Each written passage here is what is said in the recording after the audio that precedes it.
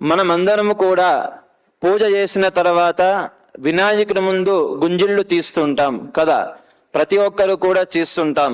చిన్న పిల్లలకు ప్రత్యేకంగా తల్లిదండ్రులు చెప్తూ ఉంటారు ఏమంటే, కూర్చో, వినాయకుని గుంజిల్ది 10ది 11ది నీకు శక్తి ఉన్నంత వరకు తీయని.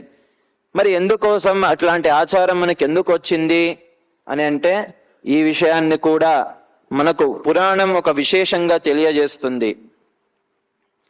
ఒకానొక సందర్భంలో విష్ణువు సుదర్శన చక్రము తీసి ఒక స్థలంలో పక్కకు పెట్టగా, వారి వారి పనులలో వాళ్ళు ఉన్నారు. లక్ష్మీ అమ్మవారు, విష్ణుమూర్తి స్వామివారు ఏవో మాట్లాడుకుంటూ ఉన్నారు.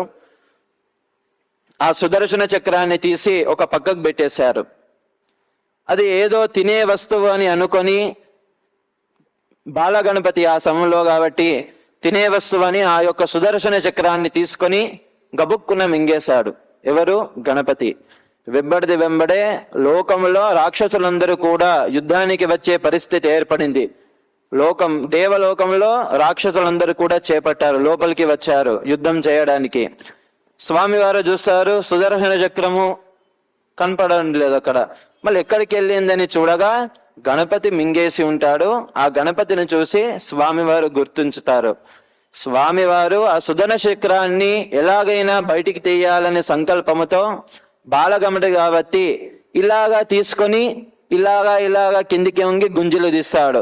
ఆ బాలగణపతికి అదేమో విచిత్రంగా అనిపించి పక్క నవ్వితేసరికి ఆ యొక్క చక్రం బయటికి రాగా ఆ సుదర్శన చక్రాన్ని తీసుకెళ్లి రాక్షస సంహారం భగవంతుడు చేస్తాడు.